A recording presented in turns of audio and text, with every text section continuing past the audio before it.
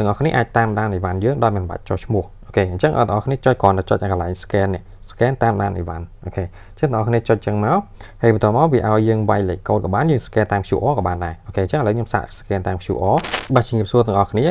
ថ្ងៃនេះខ្ញុំមកចែកម្លែកអំពីរបៀបក្នុងការយើងតាមដានអីវ៉ាន់របស់យើងចង់ដឹងថាវាទៅដល់ណាហើយអូខេអញ្ចឹងនៅក្នុងវីដេអូនេះខ្ញុំបង្ហាញទៅលើ app វិរៈបុណ្យធម្មដោយសារភាគច្រើនខ្ញុំផ្ញើតាមវិរៈបុណ្យធម្មអូខេអញ្ចឹងទាំងអស់គ្នាដំបូងទាំងអស់គ្នាត្រូវ download app របស់វិរៈបុណ្យធម្មសិនអូខេអញ្ចឹងទាំងអស់គ្នាចូល Play Store ទៅហើយទាំងអស់គ្នា search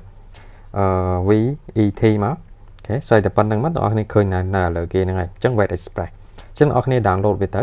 អញ្ចឹងដល់ពេលទាំងអស់គ្នា download វាហើយទាំងអស់គ្នាបើកវាទៅអញ្ចឹងឲ្យវាលុបផ្ទាំងនេះទាំងអស់គ្នាចុចម្លងអូខេអញ្ចឹងវាឲ្យយើងចុះឈ្មោះប៉ុន្តែទាំងអស់គ្នាមិនបាច់ចុះឈ្មោះក៏បានដែរទាំងអស់គ្នាអាចតាមដានអីវ៉ាន់យើងដោយមិនបាច់ចុះឈ្មោះអូខេអញ្ចឹងទាំងអស់គ្នាចុចគ្រាន់តែចុចកន្លែង scan នេះ scan តាមដានអីវ៉ាន់អូខេអញ្ចឹងទាំងអស់គ្នាចុចចឹងមកហើយបន្តមកវាឲ្យយើងវាយលេខកូដក៏បានយើង scan តាម QR ក៏បានដែរអូខេអញ្ចឹងឥឡូវខ្ញុំសាក scan តាម QR អូខេអញ្ចឹងវាឲ្យយើងឥឡូវបើកកាមេរ៉ាអញ្ចឹងយើងឥឡូវមកហ្នឹងហើយទាំងអស់គ្នាបើកអារូប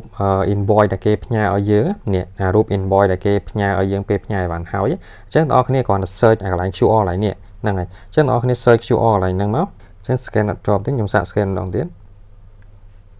អូខេអញ្ចឹងដោយសារ app នេះវាពិបាក scan តិចហ្នឹងហើយអញ្ចឹងទាំងអស់គ្នាទៅតបព្យាយាម scan អូខេអញ្ចឹងបើតែអត់ជាបញ្ហាបើសិនជាទាំងអស់គ្នា scan អត់ចេញទាំងអស់គ្នាវាយលេខកូដកន្លែងនេះនេះអូខេអញ្ចឹងដល់ពេលយើងមកមើលនៅ invoice របស់យើងនេះអាលេខកូដខាងលើនេះនេះអាលេខកូដខាងលើនេះនេះលេខកូដផ្ញើនេះអញ្ចឹងបងប្អូនគ្នាវាយអាលេខកូដនឹងចូលទៅខាងនេះហើយនេះបងប្អូនគ្នាវាយអាលេខកូដនឹងចូលមកលើនេះអញ្ចឹងបងប្អូនគ្នាអាចឆែកអីវ៉ាន់បានហើយអូខេអញ្ចឹងឥឡូវខ្ញុំសាកវាយបងប្អូនគ្នាមើលនេះលេខកូដខ្ញុំលេខកូដអីវ៉ាន់ភ្ញៀវខ្ញុំវា25 11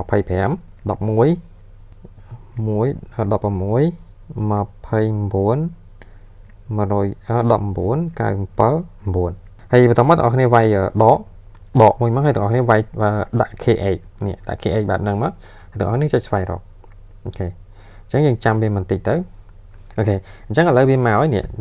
អានេះវាជាព័ត៌មាននៃអីវ៉ាន់របស់យើងអូខេអញ្ចឹងដោយបងប្អូនគ្នាបានឃើញអីវ៉ាន់គឺផ្ញើនៅសាខាខាងកោះ3ខេត្តកណ្ដាលអីចឹងទៅហ្នឹងហើយអញ្ចឹងឥឡូវយើងមកមើលខាងលើមានន័យថាអីវ៉ាន់ហ្នឹងគឺបានដឹកចេញពីសាខាហ្នឹងទៅហើយអញ្ចឹងគេដឹកចេញពីហ្នឹងទៅខាងឃ្លាំងខាងជ្រោយវ៉ាសិនហើយបន្តមកបានគេដឹកទៅតាមខេត្តតាមអីឲ្យគ្នាយើងហ្នឹងហើយអញ្ចឹងនេះរបៀបតាមដានអីវ៉ាន់យើងអូខេអញ្ចឹងឥឡូវខ្ញុំបង្ហាញឧទាហរណ៍អីវ៉ាន់មុននេះចុះអញ្ចឹងមានន័យថានេះវាដេញឡើងមករហូតអញ្ចឹងរហូតដល់វាដល់កន្លែងនេះវាដាក់ថាដល់លើដៅនៅតំបន់អីចឹងទៅតំបន់គ្នាយើងដែលបានដាក់ហ្នឹងអញ្ចឹងនៅពេលណាវាដល់ត្រឹមហ្នឹងគឺយើងអាចទៅយកបានហើយហ្នឹងហើយជួនកាល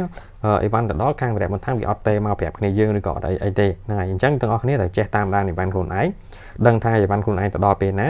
យើងអាចទៅយកបានលឿនហ្នឹងហើយអញ្ចឹងបើសិនយើងចាំឲ្យគេទេ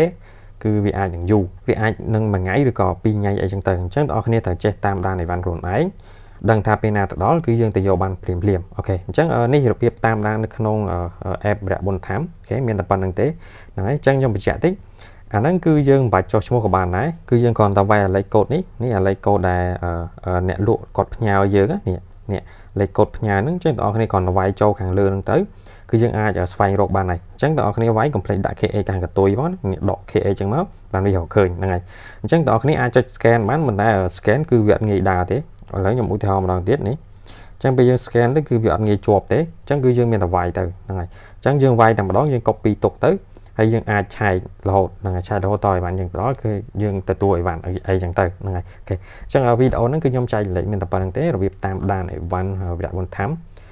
ងាយគឺយើងតាមដានបាច់យើងចុះឈ្មោះអីទេក៏យើងអាចតាមដានបានដែរអូខេអរគុណច្រើនទាំងអស់គ្នាជំរាបលា